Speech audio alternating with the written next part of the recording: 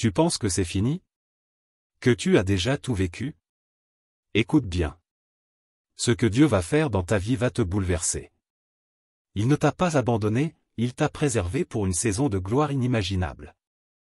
Ce message est pour toi qui as pleuré, douté, ou pensé que c'était trop tard. La servante de Dieu Joël Gloria Cabassel est venue te dire, tu n'as encore rien vu. Prépare-toi, car Dieu va te surprendre là où tu ne l'attendais plus. Abonnez-vous, aimez et partagez afin d'apporter l'évangile de Jésus-Christ aux nations car il y aura plus de joie dans le ciel pour un seul pécheur qui se repent. Que la bénédiction de Dieu soit votre partage dans le nom puissant de Jésus-Christ. Amen. C'est ça, Nouak. Nouak, quand il vient, tu dis non, Dieu m'avait fait du bien, je croyais que. Mais ça, non, Dieu m'a dépassé. Ça tombe sur toi au nom de Jésus. Quand Dieu te prive quelque chose de grand arrive. Ça tombe sur toi au nom de Jésus. Quand Dieu te refuse, oh my God, moi je dis même Seigneur, refuse-moi ça, parce que plus grand va arriver. Écoute le principe et enseigne-le à tes enfants. Dieu ne te refusera jamais quelque chose pour te donner une chose inférieure. Je répète, Dieu ne te refusera jamais quelque chose pour te donner une chose inférieure. S'il te refuse quelque chose, le double arrive. Une chose de meilleure qualité est en train d'arriver. Ah, quelqu'un m'entend bien? Je veux expliquer ça encore à quelqu'un, j'essaie encore de descendre. Je dis ceci. Lorsque tu as eu un enfant, tu dis, ah Dieu béni. Attends mon frère, les quadruplés existent. Est-ce que quelqu'un comprend? Ça veut dire que ce que tu as célébré en janvier, tu as vu la grandeur de Dieu. Mais ce qui va arriver maintenant, Nouak est le repos qui confond tous les autres repos. C'est le temps d'un repos. Le temps d'un repos. Le repos fait partie de la trilogie des institutions de Genèse. Le repos fait partie de la trilogie des institutions de Genèse. Genèse, chapitre 1, chapitre 2, il y a les institutions de Dieu et il y en a 3. La première institution, c'était le mariage. La deuxième, le travail. Troisième, le repos. Le mariage vient de Dieu. Voilà, c'est ça que j'attendais. Je vous bénis. Le travail vient de Dieu. Oui, ce n'est pas un homme qui l'a institué, ce ne sont pas les hommes, ce n'est pas une convention humaine que les gens commencent à travailler. Le travail vient de Dieu. Ainsi, un enfant de Dieu ne peut pas être paresseux. Non, ce n'est pas un enfant de Dieu, ça. Un enfant de Dieu ne peut pas se sentir bien en mendiant son pain. Je répète encore. Un enfant de Dieu ne peut pas être à l'aise de mendier son pain. Tu vas chez ton oncle le matin, tu vas chez l'oncle le soir, tu vas chez l'oncle à midi, c'est pas normal. Si Dieu permet ce couloir-là, que ce couloir-là ne soit pas ta vie. Est-ce que quelqu'un m'entend bien? Yes. C'est pas normal que tes enfants étudient par l'argent de la mendicité. Oui, même quand tu le demandes à ton grand frère, je considère cela comme étant de la mendicité. Ce qui n'est pas à toi n'est pas à toi. Est-ce que je peux commencer en choquant directement? Parce que c'est un enseignement, c'est l'étude biblique. Mon frère, ce qui est à ton frère n'est pas à toi. Bantou, amen. Muntu, amen. Ce qui est à ton frère jumeau n'est pas à toi. Ce qui est à ton petit frère n'est pas à toi. C'est de la mendicité. Ne vis pas dans la mendicité, c'est Dieu qui a instauré le travail. Dès le départ. La troisième institution, c'est le repos. C'est Dieu qui l'a aussi instauré. Ça ne vient pas d'un homme. Avant que Adam ne dorme, Dieu s'est reposé. Adam n'a pas été le premier à se reposer. Là, vous le voyez dans Genèse chapitre 1, chapitre 2. Le repos que Dieu a institué. Écrivons s'il vous plaît. C'est le repos qu'on appelle en hébreu Noua. Ça s'écrit N-U-W-A-C-H. N-U-W-A-C-H. Noua est le repos que Dieu avait instauré. Il travailla 6 jours, le 7e, il se reposa. On va le définir tout à l'heure. Écrivons d'abord. Il y a le deuxième type de repos maintenant qu'on a subi à cause du péché. C'est le repos appelé Menuaka. Menuaka, c'est le repos que l'on subit aujourd'hui à cause du péché. Ça s'écrit M-E-N-U-W-C-H-A-H. M-E-N-U-W-C-H-A-H. Menuaka, c'est le repos que nous subissons tous aujourd'hui. Ce n'est pas le repos qui vient de Dieu. Ça, c'est quelque chose que le péché nous a amené. Alors, commençons par celui-là, le deuxième. Menuaka, c'est le repos qui vient après la douleur. J'espère qu'on écrit. C'est le repos qui vient après la souffrance, après la vallée. Comme on dit, je traverse la vallée de l'ombre de la mort, ensuite le vers pâturage. C'est le repos qu'on reçoit après avoir vécu des épreuves. Je crois qu'en octobre, Dieu aussi va te l'accorder. Oui, ça tombe sur toi, c'est la foi. La foi vient de ce que l'on... Voilà, quand tu entends, tu crois, tu dis Amen, tu reçois quelque chose d'invisible. Mais Menuaka est le résultat du péché. À cause du péché, maintenant quand on souffre, à un moment, Dieu nous donne un peu de repos, un peu de tranquillité. Mais ça, ce n'est pas le repos qui fait partie de la trilogie de Genèse. C'est pas ça. Le repos de Dieu, ce n'est pas celui-là. Le repos aussi que Adam avait eu pour avoir Ève n'est pas celui-là. Quelqu'un m'a dit, il ne s'agit pas de ça. Mais en ce mois d'octobre, tu recevras les deux. Ça localise quelqu'un. Mon frère, tu vois seulement dans la main là de ton frère, c'est là où il y a le véhicule du miracle. C'est comme ça, c'est comme ça. Le monde spirituel, c'est comme ça. Tu verras quelqu'un, un marabout dire à quelqu'un, quand tu entres ici, quand tu rentres, ne regarde pas derrière. Toi, tu crois qu'en arrière, il y a quelque chose? Il n'y a rien du tout. Mais qu'est-ce qui se passe? C'est l'obéissance là qui produit quelque chose, c'est tout. Le monde spirituel, il est le même. Quand tu dis Amen, c'est parce que tu as cru en ce que tu entends. Et quelque chose est déposé sur ta tête. Je disais qu'en ce mois d'octobre, tu auras les deux. Le deuxième repos ici, après la souffrance, Dieu va t'apaiser. Maintenant, le repos de Dieu, il travailla 6 jours et il se reposa. Or, Dieu ne se fatigue pas. Be blessed. Alors, c'est quel repos ça? Lui ne se fatigue pas. Mais la Bible est claire, il dit, il se reposa. Et la Bible continue de toutes ses œuvres. Le repos que Dieu donne à Adam, Adam doit avoir, Dieu veut lui donner une femme, mais Dieu lui impose aussi un sommeil. Adam n'était pas fatigué. Il n'était pas fatigué. Il a dormi pour avoir. Un enfant de Dieu est béni? Est-ce que celui qui aime la Bible, la lecture de la Bible est béni? Adam a dormi pas parce qu'il était fatigué. Il a dormi parce qu'il devait enfanter. La femme aujourd'hui, pour enfanter, elle doit être réveillée. Mais l'homme a enfanté la femme par le sommeil. Voilà pourquoi, j'ouvre ça une parenthèse, c'est une sagesse qu'on peut ressortir de cette écriture. Un homme, pour avoir une bonne femme, il doit être calme. Un homme agité, il ne peut pas choisir une bonne femme. Il faut être posé.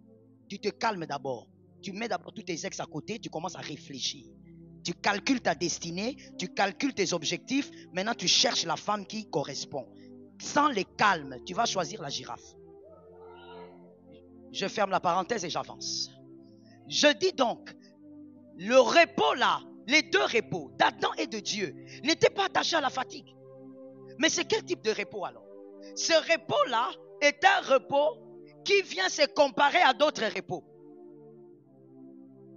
Ce repos est un repos qui vient s'imposer sur d'autres repos.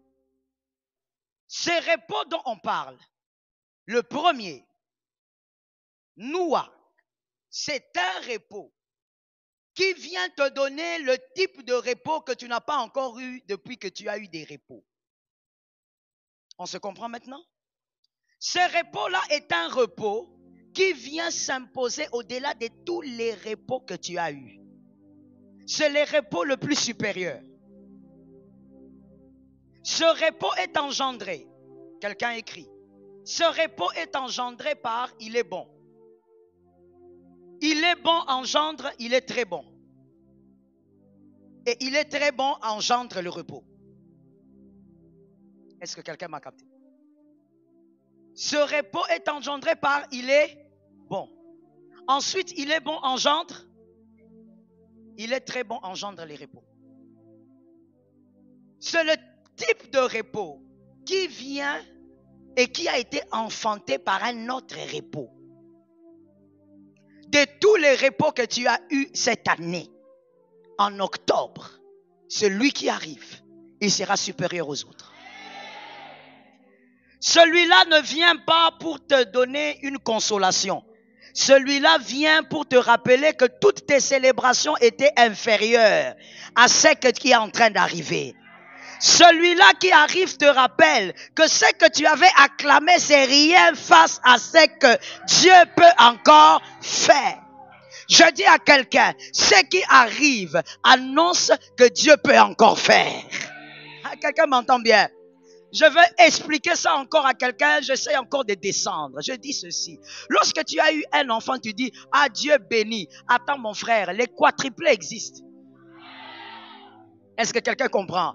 Ça veut dire que ce que tu as célébré en janvier, tu as vu la grandeur de Dieu. Mais ce qui va arriver maintenant, Nouak est le repos qui confond tous les autres repos. Quelqu'un m'a levé la main droite, a dit, ça confond tous les autres repos. Oui, tu étais avec Kiljon, tu croyais que c'était un mari. Parce qu'il était là, parce qu'il venait le soir, il t'amenait du gibier. Marie, c'est pas ça? Mais quand tu rencontres Boaz, tu comprends qu'il n'y a pas que le gibier. Est-ce qu'un homme m'a dit un amen normal? Quand tu rencontres Boaz, tu comprends qu'il y a mari et mari. Il y a les maris des gibiers, mais il y a aussi les maris des Range Rover. Il y a mari et... Quand tu rencontres Boaz, tu te rends compte que je n'étais pas marié. J'étais dans quelque chose. C'est ça, Nouak. Nouak, quand il vient, tu dis non, Dieu m'avait fait du bien, je croyais que... Mais ça, non, Dieu m'a dépassé. Ça tombe sur toi au nom de Jésus. En ce mois d'octobre, Dieu va te dépasser. Dieu va te dépasser.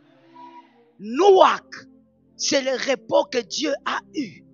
Ce n'était pas parce qu'il était fatigué, mais c'était parce qu'au départ, c'était bon. Le bon a engendré. Quand est-ce que très bon est venu? Quand Ève est arrivée, Dieu a dit maintenant c'est très bon. Mais malgré ça, il se reposa. Le Nouak est un repos qui te rappelle que Dieu est multisystème. Ce que tu avais acclamé est inférieur par rapport à ce qui arrive. Tu es localisable, ta maison est localisable. Ce que ta maison avait célébré, c'est rien du tout. Tu as dit comment Dieu a fait ça. Non, ce qui arrive, tu te poseras la question. Comment Dieu a pu faire ça? Dieu te donne Nouak. Le repos qui confond les autres repos. Les repos qui attestent que Dieu est toujours au-dessus de ce qu'on imagine. Ça localise un homme. Jean 2, 4 à 10. Jean 2, 4 à 10. Jean 2, 4 à 10. Je prie que le Nouak confonde la sagesse des hommes. Quand ça arrive, les hommes sont confondus. Les hommes se posent des questions, mais ça vient d'où? Adam lui-même, quand il se réveille, il dit, mais qu'est-ce qui se passe? C'est qui cet être ici? J'ai nommé tous les animaux, mais je n'avais pas vu ça. Elle vient d'où? Dieu ne lui a même pas dit d'où elle sortait. Dieu lui a dit, frère, fais le poème. Il a dit, non, non, ça, ce n'est pas la girafe. Ça, ce n'est pas l'éléphant. Ça, c'est une autre forme. J'ai vu la gloire de Dieu dans les animaux, mais ça, non, ça, c'est une autre forme. Ça, c'est l'os de mes os, chair de ma chair. Tu regarderas en octobre, tu diras, ça, ce n'est pas possible. Je m'attendais à la visitation, mais cette visitation est terrible. Ça tombe sur ta maison au nom de Jésus. Tu diras, cette visitation-là, je n'imaginais pas. Quelqu'un regarde un voisin, dis-lui, Dieu va aller trop loin. Localise quelqu'un d'autre, dis-lui, Dieu va aller trop loin. Oui. Là où tu crois que Dieu va s'arrêter, il ne va pas s'arrêter là. Ça tombe sur cette église au nom de Jésus. Dieu va aller. Ah, pourquoi tu es froid comme ça? Je dis Dieu va aller. En mois d'octobre, Dieu va aller. Dans ta maison, Dieu va aller. Dans ta famille, Dieu va aller. Dans ce que tu accomplis, Dieu va aller. Dieu va aller loin. Dieu va aller toucher à ce que tu as oublié. Dieu va aller toucher à ce que tu as oublié. Dieu va aller saisir ce que tu as oublié. Est-ce qu'il y a quelqu'un qui a fait des prières il y a 5 ans ici? Il y a quelqu'un qui a fait des prières il y a 8 ans ici? Il y a 7 ans ici, tu attends jusqu'aujourd'hui? Dieu va aller. Ça te localise. Ta foi vient de ce qu'on entend. Si tu m'entends, capte ce qui est à toi. Ça fait des années que tu attends, mais Dieu va aller trop loin. Toi, tu as demandé à Dieu une chose, il va donner 4. Mais pourquoi j'entends toujours 4 ici? Il y a des gens qui vont recevoir. Au nom de Jésus de Nazareth, reçois le double, le triple, le quadruple. Dieu va aller trop loin. Toi, tu attends ton visa, mais Dieu va donner le visa de ton frère, de ta soeur. Dieu va aller trop loin. Assieds-toi avec ta grâce. Le repos, Nouak, c'est le repos qui confond les autres repos. Le repos que Dieu a institué, ce n'était pas pour après les larmes et puis non, c'était pour confondre les autres célébrations. Adam a été bouleversé. Il a dit, mais Dieu, pourquoi tu fais ça? Oui, Dieu a dit, nomme d'abord les animaux. Comme ça, quand celle qui doit venir va arriver, tu vas comprendre qu'il y a création et création. Est-ce que quelqu'un m'entend bien? Que Jésus nous donne la victoire. Jean 2, 4 à 10. Voilà là où va se baser notre étude biblique. Jésus lui répondit, femme, qu'y a-t-il entre moi et toi? Mon heure n'est pas encore venue. Sa mère dit au serviteur, fais ce qu'il vous dira. Que l'Éternel te soutienne. Or, il y avait là 6 vases. Quelqu'un m'a dit 6 vases. 6 vases de pierre destinés aux purifications des Juifs et contenant chacun 2 ou 3 mesures. Jésus leur dit, remplissez d'eau ces vases. Et ils les remplirent jusqu'au bord. Puisez maintenant, leur dit-il, et portez-en à l'ordonnateur du repas. Et ils en portèrent. Quand l'ordonnateur du repas eut goûté l'eau changée en vin, ne sachant d'où venait ce vin, tandis que les serviteurs qui avaient puisé l'eau le savaient bien, il appela l'époux. On t'appellera. Oh, ça tombe sur une maison. Je te dis qu'au mois d'octobre, ils vont t'appeler. Mais quand je dis ils vont t'appeler, je ne parle pas de n'importe qui. Il y a un appel qui doit sonner pour bouleverser ta vie. Et lui dit, tout homme sert d'abord le bon vin, puis le moins bon après qu'on s'est enivré. Toi, tu as gardé le bon vin jusqu'à Dieu est vivant. Lorsque je vous ai présenté les 2 repos, je vous ai dit que le second repos est venu après le péché. Et donc c'est le seul repos qui nous a été donné après le péché. Mais Jésus étant le deuxième Adam, le restaurateur, il a ramené aussi le premier repos.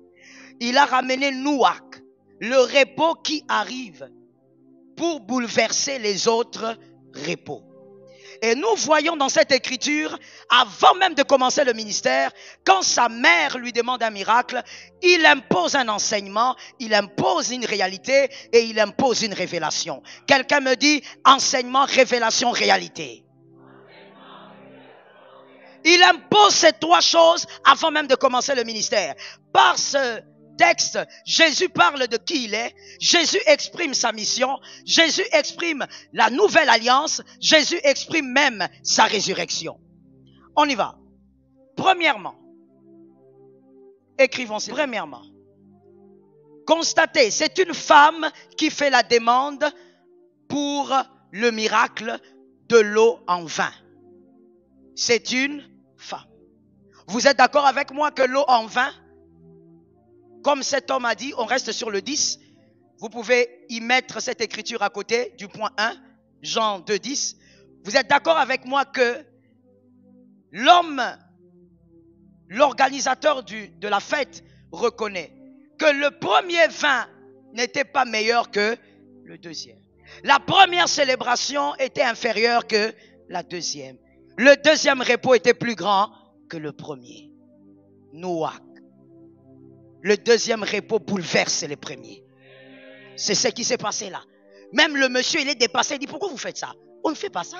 On donne le meilleur d'abord au début. Or, c'était le restaurateur des alliances qui était là. Celui qui ramène la troisième institution dans la nouvelle alliance. Le repos au sens des dieux dans la nouvelle alliance. La deuxième célébration sera plus grande que la première célébration. Et là, l'écriture nous révèle la première chose que tu as écrit. C'était une femme qui avait fait la demande. Une femme. Il s'avère que c'était la mère de Jésus. Qui dit, il y a un problème là. La femme porte quelque chose que l'homme n'a pas, comme l'homme porte aussi des choses que la femme n'a pas. La chose, je ne veux pas dire plus essentielle, mais je veux dire parmi les choses importantes que la femme porte, il y a la matrice. Écrit à côté de ta phrase, la porteuse de la matrice. C'est celui qui porte une matrice qui peut vivre le miracle Noach. Qui peut vivre les repos du début, c'est celui qui porte la matrice. La matrice du repos, c'est la foi. Il est impossible de vivre ces repos si tu n'as pas la foi. Ainsi, il est écrit, sans la foi, il est impossible d'être agréable à Dieu. La matrice du miracle, c'est la foi. Ainsi, celle qui a demandé le miracle avait une matrice. Si vous n'avez pas de matrice, mon frère, vous ne pourrez pas vivre le miracle. Et quelqu'un a compris qu'il s'agit de la foi. Peu importe ton âge, que ta foi grandisse. Je dis à quelqu'un quelque chose. Si tu as arrêté de grandir, que ta foi n'arrête pas de grandir. Des fois, mon mari me taquine, me dit, Joël, à quel moment tu as arrêté de grandir? J'ai dit, attention, méfie-toi. Même si tu as arrêté de grandir, que ta foi n'arrête pas. Tous les jours que ta foi croisse. En octobre, tu ne peux pas avoir la foi de septembre. Quelqu'un m'a dit, j'abandonne la foi du mois de septembre. Avec autorité, dis avec moi, j'abandonne. Je reçois la foi du mois d'octobre. Ce qui t'avait fait pleurer ne te fait pas pleurer en octobre. Affronte la chose et manifeste la foi. Mon frère, c'est la matrice qui engendre les repos. Si tu n'as pas de matrice, on va prêcher. Tu vas donner des offrandes. Tu vas faire tout ce que tu veux. Tu n'auras rien. Tu dois croire que cette fois-ci, ce que j'ai célébré, c'est rien du tout. Écoute, ta plus grande célébration est inférieure face à ce qui arrive dans quelques jours. J'ai dit quelques jours. Et quand je dis quelques jours, il faut que quelqu'un capte ça dans la foi. Celui qui attend la fin du mois, nous n'attendons pas la fin du mois. Dans quelques jours, quelque chose va se déclencher. Tu dois avoir la foi. Cette femme était capable de dire « donne ». La matrice de tout miracle, c'est « merci ». Deuxièmement, nous constatons dans cette écriture, avant d'évoluer, s'il vous plaît, prenons le psaume 131.2. Le psaume 131.2.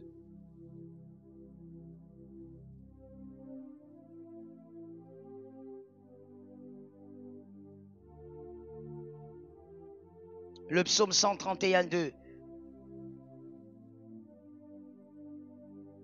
Loin de là, j'ai l'âme calme et tranquille. Que ça localise une âme. Toi qui es venu bouleverser, rempli de fardeau, que cette parole t'arrose. Loin de là, j'ai l'âme calme et tranquille. Comme un enfant sevré, qui est auprès de sa mère. J'ai l'âme comme un enfant. Ah, David, un grand prophète. Quel est le mot qui revient? Le sévrage. Pourquoi il répète? Il dit, je suis comme un enfant qui a été sévré. Et je ne suis pas loin, je suis près de ma mère. Je reste là. Donc comme je suis près de maman et que j'ai été sévré, c'est ça la précision. Je suis calme. Parce qu'une mère qui sèvre l'enfant, voici la vérité. Quand elle commence à sévrer son enfant, c'est qu'elle veut amener l'enfant à une autre. Une maman ne peut pas sévrer l'enfant pour l'affamer. Les mères sont là ou pas? Je comprends que les hommes ne disent pas amen parce qu'ils ne comprennent pas. Mais une mère, est-ce qu'elle est là? Quand tu sais, tu amènes l'enfant au sévrage, c'est que tu sais que tu veux que l'enfant maintenant change d'aliment. Ce n'est pas que tu veux affamer l'enfant. Et David répète, il dit, pourquoi je veux perdre la foi? Pourquoi je veux m'agiter? Parce que je sais que si cette situation est là, il a prévu autre chose. S'il me prive de cette histoire, c'est qu'il a prévu autre chose. Toi, tu pleures parce que tu as été privé de quoi? S'il t'a privé de ça, il y a mieux qui se prépare. La mère ne peut pas sévrer l'enfant pour l'affamer. Dieu t'a arraché cette chose-là, mais parce qu'il réserve autre chose. Est-ce que quelqu'un m'entend? Et il y a même des mères qui ont sévré les enfants parce que quand l'enfant tétait, l'enfant mordait. Et la maman regardait, il a des dents. Comme il a des dents, je dois arrêter le lait. Mais toi, quand Dieu t'arrache quelque chose, tu dis, Dieu ne m'aime pas, je viens de la prière, comment Dieu m'a fait ça? Pourquoi Dieu m'a fait ça? Alors que Dieu a vu que l'âge spirituel que tu as, tu dois entrer dans une autre dimension. Comprends la révélation de Dieu. Quand Dieu t'amène dans le sévrage, c'est qu'il y a mieux qu'il est en train de préparer pour toi. Est-ce que quelqu'un m'entend bien? Le jour où je donnais à ma fille aînée le jus, il fallait voir ses yeux, comment ça scintillait. Elle avait peut-être 10 mois. Les yeux ont commencé à briller. J'ai regardé, j'ai redonné le lait. Elle a refusé. J'ai dit, tu as compris que sur la terre, il n'y a pas que ça. C'est comme ça que Dieu agit. C'est pourquoi je dis que David est un grand prophète. Il prend l'exemple même d'un bébé. Alors que quand il était bébé, lui ne se rappelait pas. Mais il a observé seulement la mère et le bébé. Il a dit, ça c'est Dieu. C'est comme ça que Dieu agit avec nous. Quand Dieu te prive quelque chose de grand arrive. Ça tombe sur toi au nom de Jésus. Quand Dieu te refuse, oh my God, moi je dis même, Seigneur, refuse-moi ça, parce que plus grand va arriver. Écoute le principe et enseigne-le à tes enfants. Dieu ne te refusera jamais quelque chose pour te donner une chose inférieure. Je répète, Dieu ne te refusera jamais quelque chose pour te donner une chose inférieure. S'il te refuse quelque chose, le double arrive. Une chose de meilleure qualité est en train d'arriver. Est-ce que quelqu'un m'entend bien? Non, mais pourquoi Dieu a permis ça? C'est notre premier bébé. Pourquoi l'avortement est arrivé? Oh mon frère, normalement ça ne doit pas arriver. Dans ta maison, il ne peut pas avoir une femme qui avorte. Mais si ça arrive, sache que celui qui va rester, celui-là, ça sera une étoile majeure. Ah, celui-là, c'est plus qu'Abel, c'est Seth. Est-ce que quelqu'un m'entend bien? Même le diable le sait.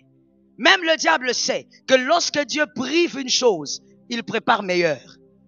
J'ai toujours dit aux jeunes sœurs, ne pleure jamais pour un homme qui te quitte. Un homme qui te quitte, il sait pourquoi il est parti. Quand un homme quitte, une femme quitte, c'est le cœur et le cerveau qui sont partis. Donc il sait pourquoi il est parti. S'il part, quelqu'un d'autre va venir. Que Jésus soit glorifié. Deuxième point, toujours dans la même écriture, nous constatons ceci. Il est question d'heure, que quelqu'un l'écrive, s'il vous plaît. Il est question d'heure. L'heure n'est pas encore arrivée. L'heure n'est pas encore arrivée. Marie dit, Jésus plutôt dit, l'heure n'est pas encore arrivée. Voici ce qu'il faut retenir par rapport à ce repos. Mon frère, il y a des choses qui doivent attendre le temps de Dieu. Il y a d'autres qu'il faut chercher. Même quand tu sais que ce n'est pas encore le temps de Dieu. Parce que Dieu est gourmand devant la foi. Face à la foi, même quand ce n'est pas le temps, la chose peut arriver. Est-ce que quelqu'un m'entend bien? Sois capable d'avoir une foi qui va chercher les choses même quand ce n'est pas encore le temps. Si tu as la foi, Dieu te le donne. La foi bouleverse le temps. On l'a vu plus d'une fois dans les Écritures. Jésus refuse, on insiste, mais il donne. Dieu n'a pas cédé à un caprice. Précision. Dieu n'a pas cédé à un caprice. Dieu a consommé la foi. Dieu ne cède pas aux caprices, il consomme la foi. Il a donné plus d'une fois dans la Bible alors qu'on a dit ce n'était pas le temps. Et qui avait dit que ce n'était pas le temps? Lui-même. Ici, il dit ce n'est pas le temps. Il donne. À la femme syrophénicienne, il lui dit ce n'est pas le temps. Mais il va quand même donner. Dit à un frère, crois au-delà du temps. La troisième chose. Il dit faire tout ce qu'il vous dit. Faire tout ce qu'il vous dit. Il faut faire tout ce qu'il vous dit. Faire tout ce qu'il vous dit. C'est facile à entendre, mais difficile à vivre. C'est facile quand tu entends, on te dit fais tout ce que Dieu va te dire. Mais ce n'est pas facile à vivre. Car Dieu, je veux dire à quelqu'un une chose qui choque peut-être, mais qui ne choquera pas d'autres. Dieu n'est pas facile à vivre. Je répète la phrase. Dieu n'est pas facile à vivre. S'il était un homme, il serait l'homme le plus difficile à vivre. Dieu n'est pas facile à vivre. Il y a des choses qui te demandent, des fois tu te poses la question, mais il a oublié ou bien? Tu n'as rien, il te dit, donne ce que tu as. Jésus, il me reste seulement 1000 francs. Donne ça. Mais je vais rentrer à pied. Donne ça. Dieu n'est pas facile à vivre. La troisième condition pour vivre le repos qui va bouleverser les autres repos, ce n'est pas seulement de me donner un amen. Mais il faudrait aussi respecter ce 50e point. Fais tout ce qu'il va te dire. Le vin nouveau est arrivé parce que Marie avait dit, faites tout. Même s'il vous dit de dormir à terre, dormez à terre. Ainsi, il a demandé de mettre de l'eau. De l'eau. On a besoin de vin. Toi, tu nous dis de l'eau. Marie avait dit, faites tout ce qu'il va. En octobre, fais tout ce qu'il te dira. Ah oui. S'il te dit, dépouille-toi, dépouille-toi. S'il te dit, abandonne cette femme-là. C'est l'impudicité. Abandonne.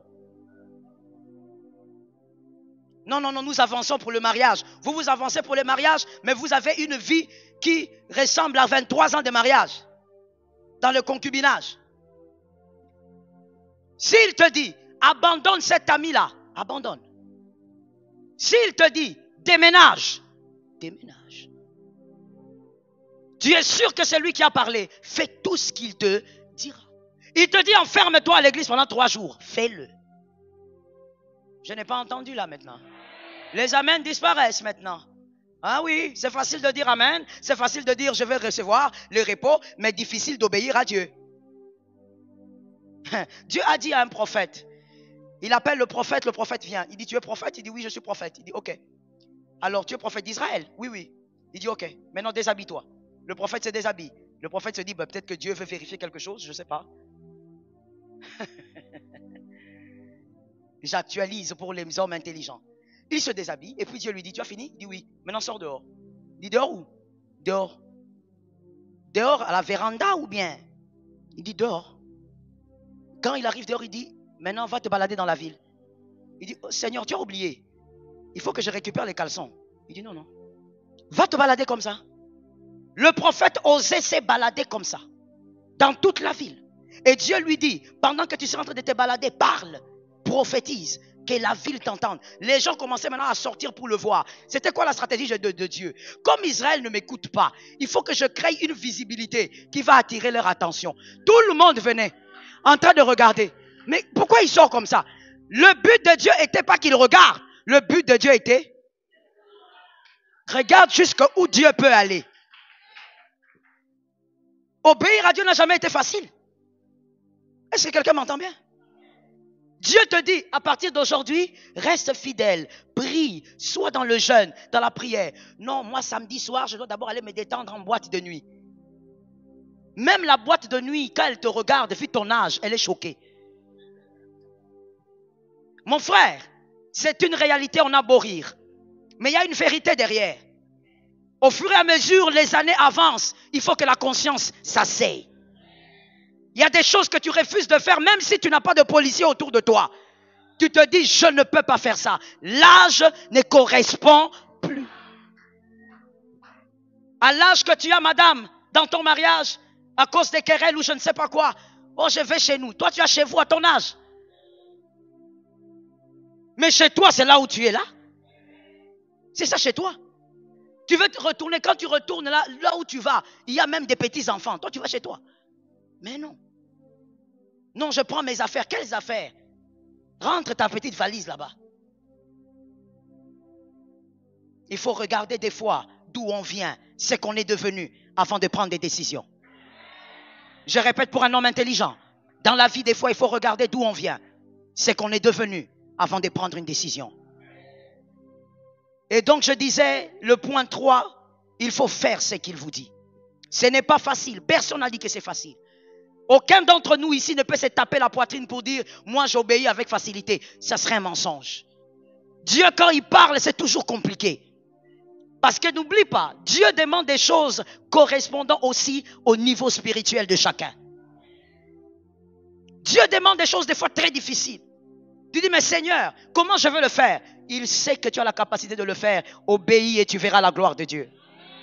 Quatrième chose, toujours qu'on voit dans le même texte, il y avait 6 vases de purification. Il ne pouvait pas avoir 7 vases parce que le 7e était debout. Que Dieu bénisse les hommes intelligents. Que Dieu bénisse les lecteurs de la Bible. Il y avait 6 vases de purification. Pour ceux qui ne connaissent pas, les vases chez les Juifs de purification étaient les vases qu'ils utilisaient pour se laver les pieds, les mains, avant de faire leur prière, avant d'entrer en intimité avec le Seigneur. Et ces vases de purification, là, il y en avait 6. Je disais, il ne pouvait pas avoir 7 parce que le 7e vase était debout en train de faire le miracle. Le 7e vase était un homme. Le 7e vase parlait. Le 7e vase agissait. Car le 7, c'est le chiffre de repos. Il est venu pour donner le véritable repos. Lui étant le 7e vase, il dit que les 6 vases soient remplis d'eau maintenant. Remplissez. On remplit les 6 vases. Et je dis donc à quelqu'un ceci. C'est parce que c'est une vérité. Les personnes que Dieu va utiliser pour t'accorder le repos spécial que nous attendons tous en octobre. Ça sera ces personnes qui ont voulu te détruire. Le vase qui était en train d'enlever la saleté, le même vase va donner un miracle. Ceux qui étaient en train de présenter ton mauvais côté, ceux qui te combattaient, ceux qui voulaient te voir mourir, ceux qui voulaient te voir détruire, sont les mêmes que Dieu va utiliser pour apporter le miracle inattendu. Sont les mêmes hommes. Voilà pourquoi j'ai envie de dire à quelqu'un, n'aie pas peur. Ah, c'est important. Ne sois pas timoré. Non, mais pasteur, je n'ai pas compris. Cet homme-là qui est venu me faire du bien, mais il me combat. C'est ça qui va arriver. Il n'y aura pas de poison dedans. C'est Dieu qui va l'utiliser. Dieu va utiliser les personnes qui ont sali ta réputation pour apporter un autre témoignage. Ça tombe sur ta maison, toi qui es là derrière. Dieu va utiliser les personnes qui ne... Oh mon Dieu, les personnes qui ne croyaient pas en toi. Les personnes en te regardant, ils se disaient échec. En te regardant, il se disait, il n'est personne. C'est l'enfant de qui? Son père, c'est qui? Dieu va utiliser les mêmes personnes pour qu'ils parlent du repos qui va arriver. Dieu va les utiliser comme un train qui amène quelque part. Mon frère, ainsi je répète encore cette phrase. Ne sois pas timoré. Ne sois pas en train de trembler lorsque tu verras quelqu'un venir te faire du bien. Ne sois pas en train de dire, ah certainement qu'il cache une autre carte.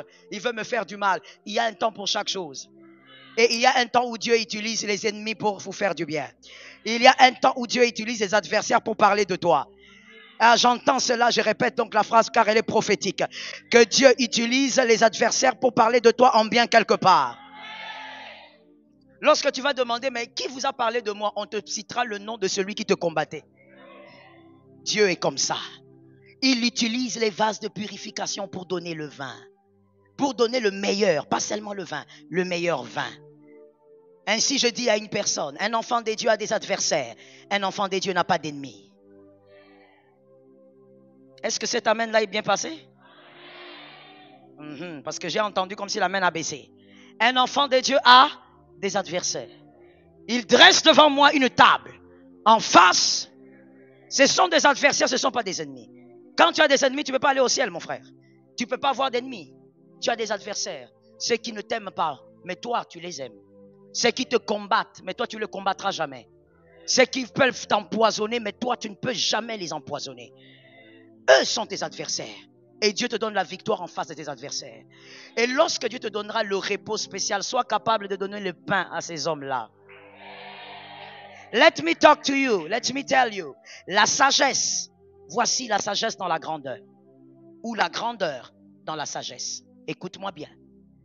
L'une des sagesses dans la grandeur, c'est d'être capable de faire du bien à celui qui ne sera jamais capable de te faire du bien. Ça veut dire, toi, tu n'es pas Dieu, mais tu sais que quand tu le vois, jamais de sa vie, il voudra te faire du bien. Mais toi, tu lui fais du bien. Mon frère, la vie est contrôlée par Dieu. Pendant qu'il te donne la vie, fais du bien à celui qui n'imagine pas que tu pourrais lui faire du bien.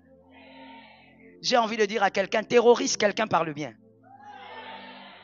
Ça veut dire que tu fais du bien à quelqu'un en sortant de ses cultes. La personne commence à envoyer des messages aux gens. Est-ce que vous êtes sûr qu'elle va bien?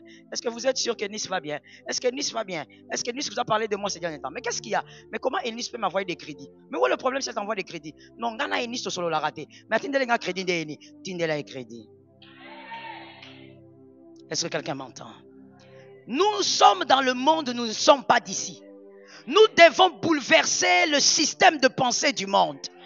Le système de pensée de ce monde doit être tourmenté. La grandeur dans la sagesse dans la grandeur. Faire du bien à celui qui ne te fera jamais. Sois aussi capable de faire ce que les hommes ordinaires ne font pas. C'est ça la grandeur. Fais ce que les hommes ordinaires ne font pas. L'homme ordinaire est réactif. L'homme exceptionnel agit par le Saint-Esprit. Est-ce que quelqu'un m'a capté? C'est le 4e point. Le 5e maintenant. Le 5e point. Remplissez l'eau jusqu'au bord. Oh, yes, I like it. Remplissez l'eau jusqu'au bord. On a besoin du vin, mais Jésus demande de l'eau. En ce mois d'octobre, fils d'alliance, fille d'alliance, écoute-moi bien. Dieu va utiliser ses méthodes, sois flexible. Ne sois pas rigide, tu vas rater la grâce. Sois flexible à l'écoute du Saint-Esprit. Ne dis pas, oh ça, je ne comprends pas. Justement, c'est pourquoi il est Dieu. Si tu comprends ce qu'il fait, il devient ton jumeau. Dieu n'est pas ton jumeau. Redis à un frère, Dieu n'est pas ton jumeau. Localise-moi quelqu'un qui est derrière, dis-lui, Dieu n'est pas ton jumeau. Il est normal qu'il fasse ce que tu ne comprends pas. Dieu a des stratégies bizarres. Nous, les hommes, nous appelons ça bizarre. Lui, il appelle ça normal. Jésus dit remplissez l'eau alors qu'on attend le vin. Comment ça va venir? Regardez ce que Dieu est. Pour épouser Boaz, on dit à cette femme, va te oindre et va te laver. Mais est-ce qu'elle ne se lavait pas? Elle se lavait. Est-ce que c'était jamais oint? Mais déjà. Mais on lui dit, va te laver, va te oindre. Elle pouvait dire, mais je le fais déjà. Non, cette fois-là, c'est différent. Quand Dieu te dira, il va agir, ou même quand il te dira quelque chose, sois flexible. Ce qu'il n'a pas fait avec ton frère, il va le faire avec toi pour t'amener un autre. Dieu dira à celui-ci, par exemple, jette-toi dans l'eau.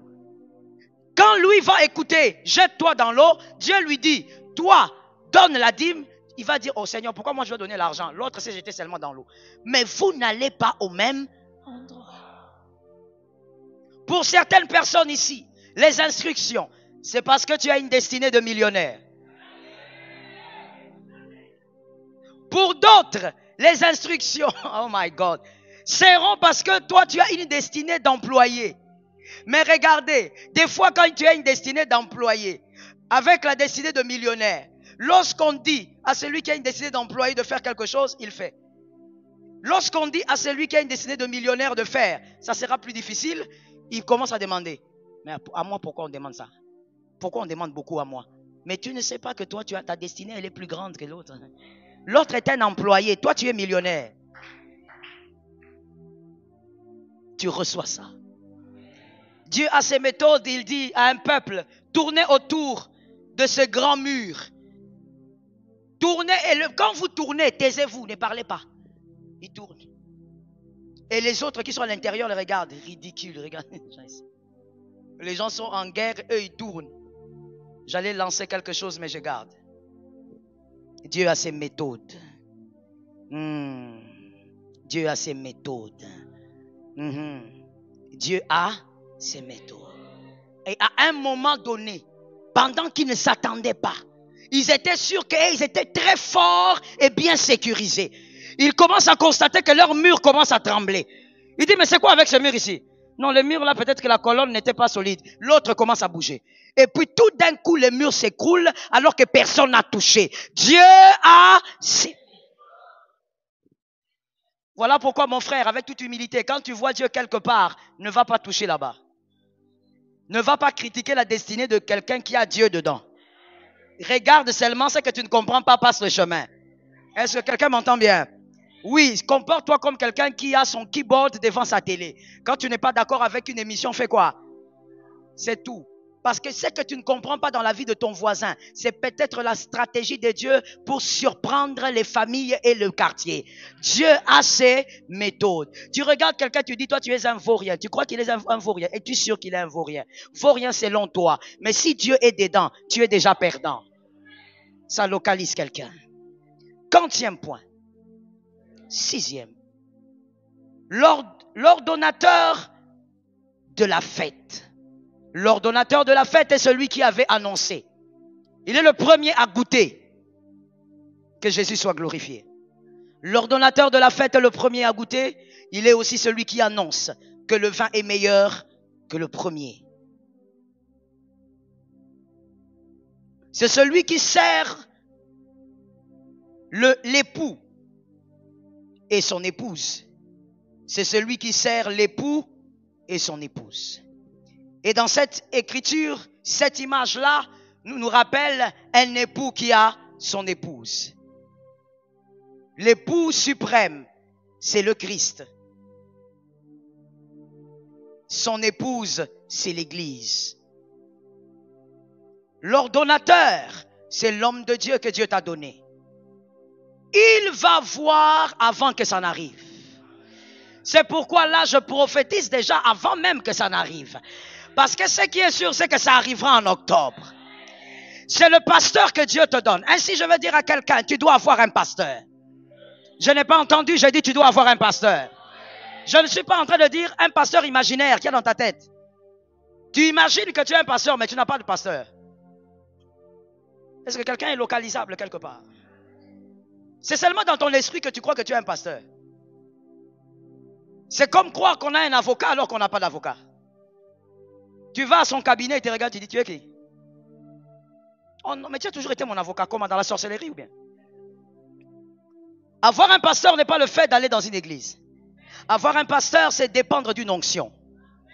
C'est-à-dire que quand tu veux faire quelque chose, tu n'es pas associé, c'est pas ton associé. Vous êtes liés par un cordon spirituel. Vous êtes liés par un... Ce que tu fais, tes mouvements, ton pasteur connaît tes mouvements. Il accompagne tes mouvements par son onction. Est-ce que quelqu'un m'entend bien? Ainsi, l'apôtre Paul avait dit, vous pouvez avoir plusieurs maîtres, mais vous n'avez qu'un seul père. C'est-à-dire, tu peux écouter 50 000 pasteurs sur TikTok, mais tu dois avoir ton pasteur. Est-ce que quelqu'un m'entend très bien? C'est celui-là qui est capable, parce que c'est ton pasteur, il y a un mystère dedans, c'est le gardien de ton âme. Est-ce que quelqu'un m'entend? Ok, on va donner l'écriture. C'est le gardien de ton âme. Hébreux 13, 17. Hébreux 13, 17. Obéissez à vos conducteurs et ayez pour eux de la déférence, car ils veillent sur vos âmes. Pendant que toi tu te balades, il veille sur ton âme. Il est peut-être à genoux en train de prier pour toi. Il est peut-être en jeûne, en train de jeûner pour toi. Et c'est à lui que Dieu va demander pourquoi Alain est allé en enfer. Je te l'avais donné. Pas comme fidèle, mais je te l'ai donné comme brebis. Il devait être là, à tes pieds. Maintenant, toi, tu es au ciel, lui, il est en enfer. Pourquoi Alain est en enfer? Non, Alain est en enfer, Seigneur, parce qu'il aimait beaucoup l'impudicité.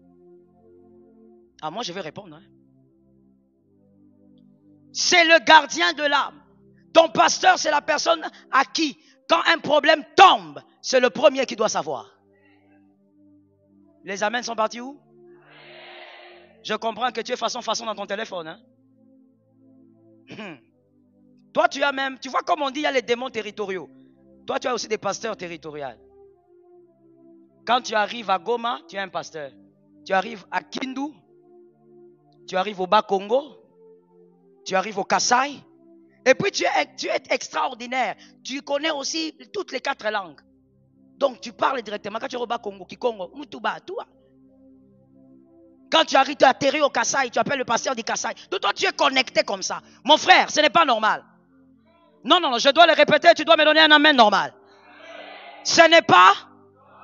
Je répète encore, le ciel doit s'ouvrir et l'incrédulité doit tomber. Je dis, ce n'est pas... Nous sommes dans un siècle où tu peux écouter 1000 pasteurs par jour. Ce n'est pas un problème, mais tu dois avoir ton... C'est celui qui voit. Comme il est le gardien de ton âme, il voit pour ta destinée. C'est celui qui te dira, non, ici n'avance pas. Ici, il y a un danger. Et tu dois être capable de faire confiance. Ainsi, je dis à quelqu'un, c'est un long enseignement, mais je le résume. Ton pasteur, tu ne peux pas avoir un pasteur en qui tu ne fais pas confiance. Ça, ce sont des signes déjà qui montrent que ce n'est pas ton pasteur.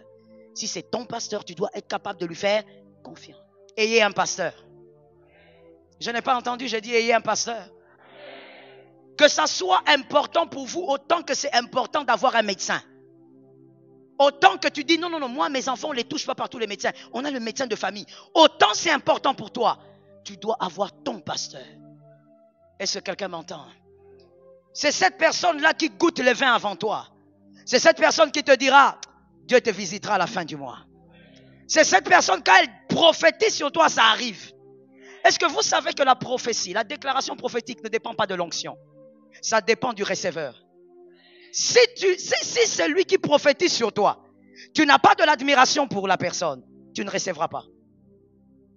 Voilà pourquoi, et en tant que pasteur évidemment, je l'ai constaté depuis que j'ai commencé le ministère. Généralement, les gens qui sont bénis sont les gens qui viennent de loin.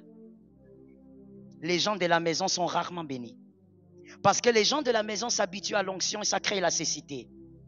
Ils regardent et disent, c'est maman. L'habitude a créé la cécité, on ne voit pas la grandeur de l'onction. Mais les gens qui viennent au loin et ils ne sont pas habitués à l'onction, il n'y a pas de cécité. Et donc, quand on donne, ils reçoivent. Est-ce que quelqu'un m'entend bien? Automatiquement, vous verrez que ce sont les gens de loin qui sont souvent visités. Que l'Éternel te donne ton pasteur que tu vas écouter et qui va amener le réma dans ta vie. Que Jésus t'aide au nom de Jésus. Dans ta vie, je te conseille, ça c'est un conseil. Il faut avoir 4 voies dans ta vie. C'est un conseil gratuit, c'est à prendre ou à laisser. Il faut avoir 4 voies dans ta vie jusqu'à ta mort. Tu dois avoir une voix qui te parle avec beaucoup d'amour. Tu dois avoir une deuxième voix qui te parle avec sagesse. Tu dois avoir une troisième qui te parle avec raison, qui te ramène dans l'équilibre, qui t'impose d'avoir les pieds sur terre. Lorsque tu hallucines, cette voix te ramène sur terre, qui t'aide à garder la tête sur les épaules. Tu dois avoir la 4e voie, c'est la voie de l'équité. Tu dois avoir quelqu'un qui est capable de te dire, tu as été injuste, ce n'est pas correct, tu as été méchant, tu as été incorrect. Tu dois avoir les 4 voies. Si tu as les 4 voies dans la vie, tu feras moins d'erreurs. Et Jésus te permettra d'aller de grâce en grâce.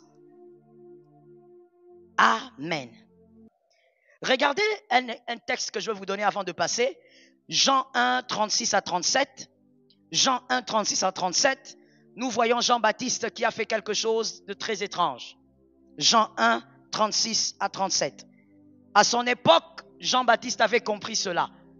Comment ne peux-tu pas, toi, comprendre cela aujourd'hui? Jean 1, 36 à 37. La Bible dit, et ayant regardé Jésus qui passait, il dit, voici l'agneau de Dieu. Les 2 disciples l'entendirent. Ce sont les disciples de Jean-Baptiste. Prononcer ces paroles. Et ils suivirent. Donc les 2 disciples qui étaient avec Jean-Baptiste ont quitté Jean-Baptiste immédiatement. Et ils sont partis. Jean-Baptiste ne les a pas attrapés. D'abord, je pose la première question que vous allez faire comme une étude biblique à la maison. Ce n'est pas à me répondre ici. Pourquoi Jean-Baptiste n'a jamais été disciple de Jésus? Alors que c'est lui qui a présenté l'agneau. Il a dit que c'est l'agneau de Dieu, il fallait le suivre. Pourquoi lui-même n'a jamais été disciple de Jésus? Ça, il faut étudier à la maison. Ici maintenant, les deux disciples, ils étaient avec Jean-Baptiste depuis des années. Mais quand Jean dit c'est l'agneau, les deux disciples quittent Jean-Baptiste immédiatement. Mais Jean ne les a pas arrêtés. Si c'était un Quinois, il aurait dit Zongi selangai. Très bien. Traduction. Ramène-moi mes fidèles. Il n'y a pas de fidèles d'un pasteur. Ça n'existe pas. Les fidèles appartiennent à Jésus. Oh, tu entends un pasteur qui prend son téléphone, il menace les fidèles. Si tu ne rentres pas, toutes mes prières, je les récupère. C'est quoi ces choses-là? Les fidèles appartiennent à Jésus. C'est Jésus qui est mort pour vous à la croix. Je répète et je veux entendre un amen. C'est Jésus qui est mort à la croix. Jean-Baptiste a laissé les deux partir. Vous savez pourquoi? La première raison, c'est parce que celui qui était là était plus grand que lui. Mais la deuxième raison, qui était totalement sociale, ça n'avait rien à voir avec le spirituel. Contrairement à ce que vous pouvez penser. Ça n'avait rien à voir avec le ciel, la croix et tout ce que vous voulez. C'est justement à cause de ce que je viens de dire. Si quelqu'un ne t'admire plus, ne le garde plus. Jean-Baptiste avait compris ça. Si quelqu'un n'a plus d'admiration pour toi, ne le garde pas. Parce que voici une autre sagesse. On peut vivre avec quelqu'un? Non. On peut être avec quelqu'un sans vivre avec. Qui a déjà expérimenté ça? Moi, en tant que pasteur, évidemment. Je le vis tous les jours. On peut être avec quelqu'un sans vivre avec lui. Et tu es avec lui même pendant 20 ans. Mais tu ne vis pas avec lui. Jean avait compris que ça ne sert à rien de garder des personnes qui ne vous admirent plus. Jean les a laissés partir sans même les dire, vous allez où? Vivez avec un pasteur que vous admirez et que vous êtes convaincu que c'est la personne qui voit dans votre destinée. Lui va vous annoncer le vin même quand vous ne le voyez pas. Madame Gertrude, est-ce que c'est clair? Oui, le pasteur, votre pasteur évidemment, pas le pasteur, votre pasteur, il lit dans votre destinée. Il vous dira ici, tu vas réussir, alors que toi, tu ne te vois même pas réussir. Toi, tu vois déjà comment tu es en train d'échouer. Mais lui te dit là, ça va marcher. Que l'Éternel soit avec toi. Que Dieu te le donne. Important de dire avant que je ne passe, ton pasteur n'est pas le meilleur, mais ton pasteur est l'élément stratégique de ta destinée. Ce n'est pas le meilleur, mais c'est l'élément stratégique. Il ne faut pas oublier ça. 7e et le dernier, le meilleur vin est servi. Ça localise une maison. Le meilleur vin a été servi. Ce que l'on vivra sera plus grand que ce qu'on a déjà vécu. Le deuxième vin était meilleur, donc Jésus est venu réinstituer le repos de jeunesse. Le miracle qui arrive pas parce qu'on a pleuré, mais qui arrive pour démontrer qu'il y a plus grand que ce qu'on a déjà reçu. Joseph arrive pour démontrer qu'il est plus précieux que les autres enfants qu'on a reçus. Que l'Éternel te l'accorde. Et ce meilleur vin qui est servi a été servi parce qu'on a fait confiance en Christ. La confiance en Christ garantit le repos. En ce mois d'octobre, je ne sais pas ce que tu as vécu le mois passé, mais la confiance doit être là. Et je te dis une chose, dans ta vie, je suis convaincu que le Christ s'est organisé pour que le crédit confiance soit rempli. N'est-ce pas? Jésus s'est organisé pour que le crédit confiance soit rempli. La confiance, c'est mérite. Qui est d'accord? La confiance est quelque chose qui se mérite. Oui, l'amour vient seul, mais la confiance se mérite. Est-ce que vous savez qu'on peut aimer sans faire confiance? Évidemment. On peut aimer, et aimer vraiment, mais sans faire confiance. Alors sois un peu plus sage dans la vie. Quand quelqu'un t'aime, Et cela veut dire qu'il te fait confiance. La confiance se mérite. Il faut toujours remplir le crédit confiance. Ce sont les actes, les gestes, les mots que l'on respecte, les paroles que l'on respecte qui garnissent le crédit confiance. Christ, lui, il t'a promis des choses et il a fait. Christ t'a guéri plus d'une fois. Les propriétaires sont là?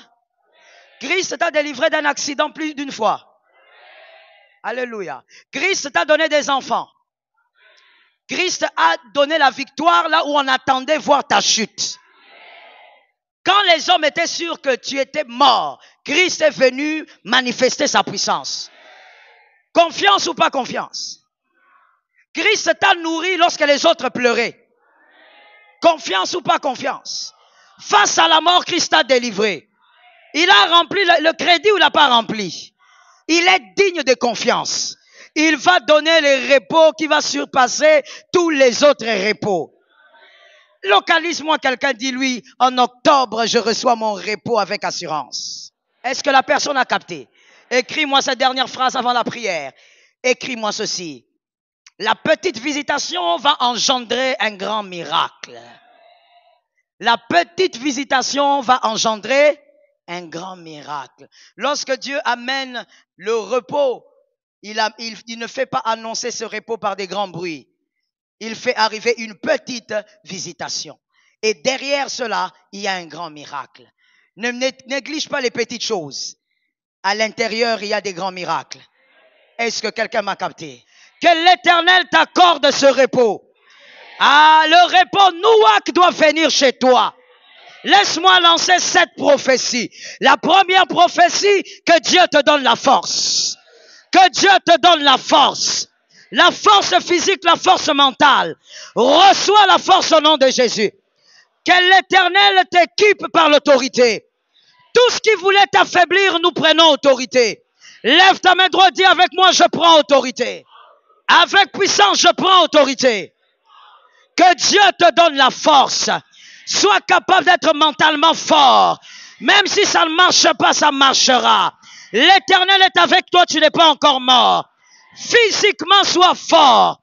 Je chasse la maladie au nom de Jésus. Reçois la deuxième prophétie.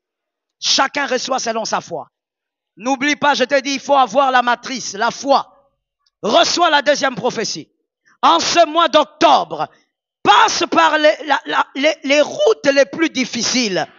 Passe par les tunnels les plus difficiles. C'est difficile, mais toi tu passeras. C'est difficile, mais toi tu atteindras. C'est difficile. Ah yes, j'entends ça. Prends ça bien, c'est une prophétie ça maintenant. Prends ça bien. Le Saint-Esprit est en train de me dire, oui, il refera passer certaines personnes par des voies qu'ils avaient essayées et ça avait échoué. Vous allez repasser par là. Cette fois-ci, l'Éternel t'amènera jusqu'au bout. Passe par ce chemin le plus compliqué. Tu atteindras au nom puissant de Jésus. Troisième prophétie. En ce mois d'octobre, ce que tu toucheras va se multiplier.